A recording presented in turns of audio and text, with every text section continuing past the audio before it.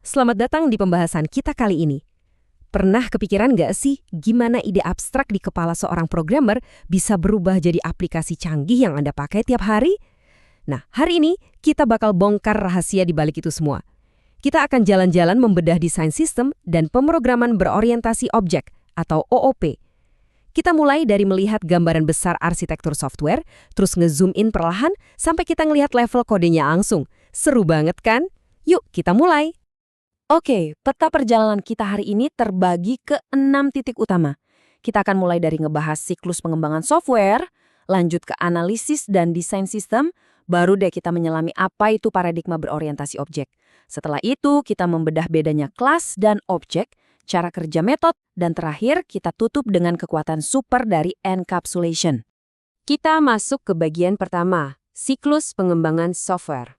Sebelum kita ngetik satu baris kode pun, kita wajib tahu gimana sih software itu sebenarnya dibangun. Setiap sistem yang sukses tuh selalu berawal dari siklus 4 langkah ini. Bayangin aja kayak mau bangun rumah. Pertama, ada fase planning atau perencanaan buat bikin proposal sistemnya. Terus lanjut ke analisis. Nah, di sini kita cari tahu secara spesifik sistem ini sebenarnya butuh apa aja sih. Habis itu baru kita masuk ke fase desain buat merancang cetak biru teknisnya. Dan akhirnya, implementation, di mana sistem barunya beneran diwujudkan dan siap dipakai. Urutan ini mutlak banget biar proyek software kita nggak berantakan di tengah jalan.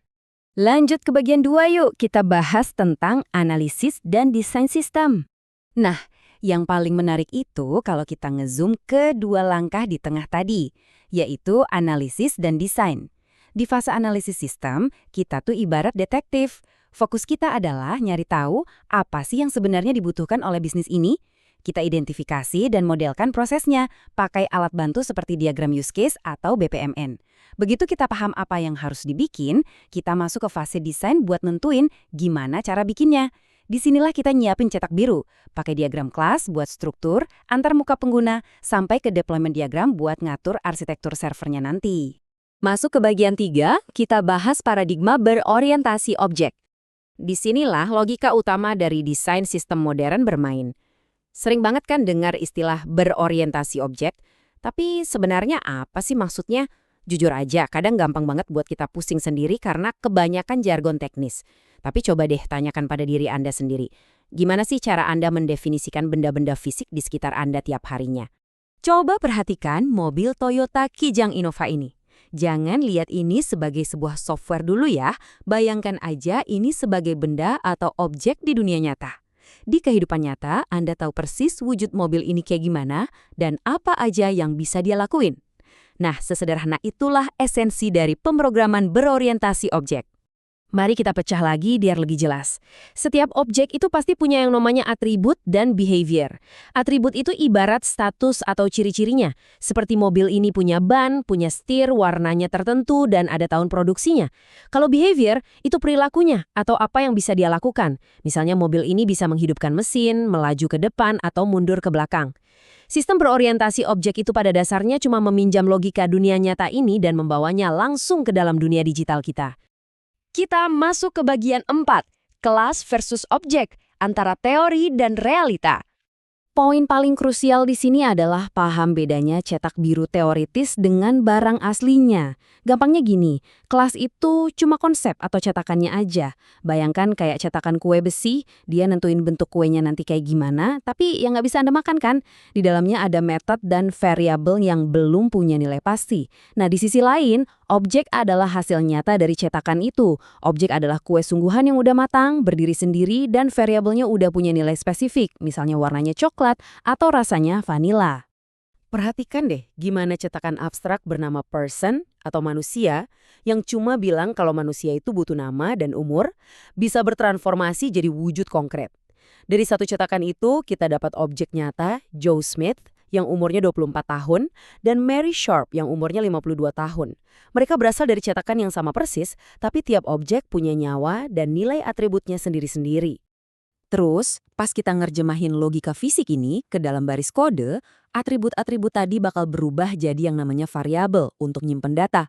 Dan perilaku dunia nyata berubah jadi method yang isinya urutan instruksi buat ngejalanin suatu aksi. Ini adalah cara kita bertransisi dari konsep dunia nyata ke dalam komputasi. Bagian 5. metode dan pengiriman pesan. Ini tentang gimana objek-objek saling berinteraksi. Sebuah metode pada dasarnya dipakai buat mengakses dan ngutak-ngatik data di dalam objek. Struktur sintaksis ini nunjukin dengan sangat jelas gimana sebuah objek dikasih perintah. Tinggal panggil nama objeknya, kasih tanda titik, terus tulis nama metodenya, dan di dalam kurung itu Anda masukin parameternya. Parameter ini ibarat informasi tambahan yang dibutuhin metode buat bekerja. Misalnya teks khusus yang pengen Anda tampilin ke layar. Ingat ya, di dalam software itu, objek nggak hidup sendirian. Mereka saling berinteraksi dengan cara kirim-kiriman pesan satu sama lain. Daripada pusing ngebayangin bagian yang abstrak, coba ingat-ingat lagi gimana Anda berinteraksi sama sepeda Anda waktu mau ganti gigi transmisi. Di analogi sepeda ini, you atau Anda itu adalah si objek pengirim pesan. Anda ngasih komando ke your bicycle, si objek penerima pesannya. Pesan yang dikirim itu apa? Ya metode change gears tadi. Terus, lower gear atau gigi rendah itu adalah parameternya. Informasi spesifik biar sepedanya tahu persis gigi mana yang harus diaktifkan. Sangat rapi dan terstruktur kan? Dan akhirnya kita masuk ke bagian 6, kekuatan encapsulation, tentang bagaimana kita melindungi data kita. OOP atau pemrograman berorientasi objek itu ditopang oleh 4 karakteristik inti. Tapi untuk pembahasan kita sekarang, kita bakal fokus banget ke 2 konsep pertama yang super krusial ini, abstraction dan encapsulation. Kita mulai dari abstraction ya. Abstraction itu cara jitu kita buat nyederhanain sistem yang ruwet banget. Contohnya mobil tadi. Kita kan nggak mungkin mikirin tiap baut dan kabel berbarengan. Pusing dong. Jadi kita mengabstraksikannya jadi modul-modul terpisah. Ada sistem pengapian sendiri, ada sistem pengereman sendiri, yang semuanya bekerja bareng. Nah, proses abstraksi inilah yang melahirkan apa yang disebut modularity.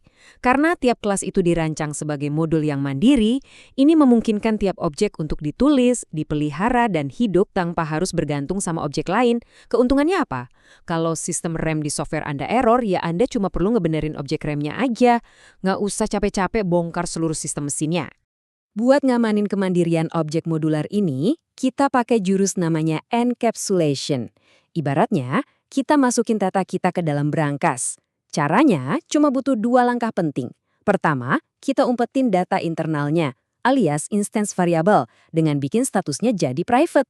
Kedua, kita cuma ngasih izin akses dari luar pakai metode yang udah kita atur dan kontrol secara publik.